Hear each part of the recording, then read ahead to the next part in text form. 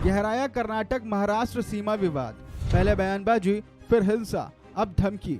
संजय राउत को किसने कहा शांत रहो?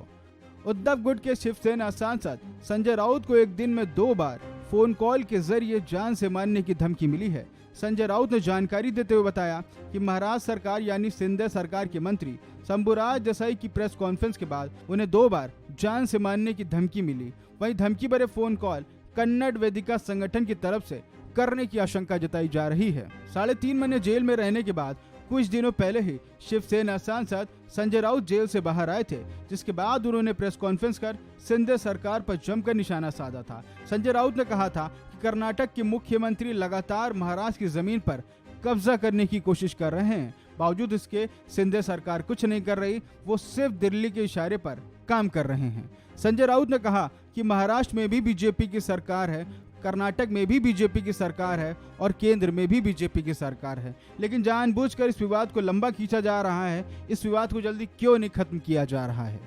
वहीं संजय राउत के इन आरोपों को शिंदे सरकार के मंत्री शंभुराज देसाई ने खारिज किया और पलटवार भी किया। शंभुराज देसाई ने कहा कि संजय राउत को बेलगांव कोर्ट की तरफ से समन आया था, तब वो कोर्ट की सुरक्षा में भी थे, बावजूद उसके वहां नहीं गए। साथ ही उन्होंने कहा कि कर्नाटक महाराष्ट्र सीमा विवाद गंभीर मुद्दा है, इसको लेकर संजय राउत इतना ढोंग कैसे कर लेते हैं। वहीं देसाई ने संजय राउत को चेतावनी भी दी थी कि आप 3.5 महीना जेल में आराम करके आए हैं, आपको बाहर का वातावरण सूट नहीं हो रहा है, दोबारा वो मौका ना आने दें।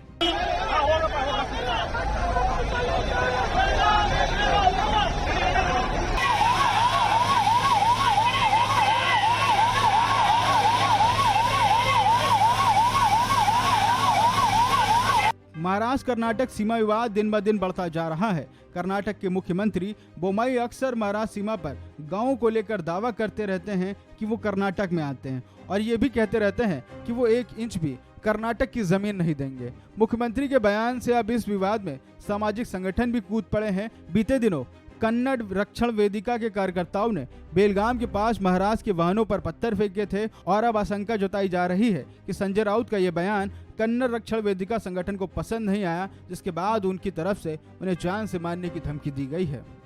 बीते कुछ दिनों पहले महाराष्ट्र की शिंदे सरकार ने संजय राउत समेत कई नेताओं की सुरक्षा हटाई थी, जबकि कुछ नेताओं की सुरक्षा में कटौती भी की थी। लेकिन इन सब के बीच कर्नाटक महाराष्ट्र सीमा विवाद का सियासी गरमाना, पत्थरबाजी हो जाना और अब बोलने पर ही नेताओं को ही धमकी मिल जाना चिंता का विषय है।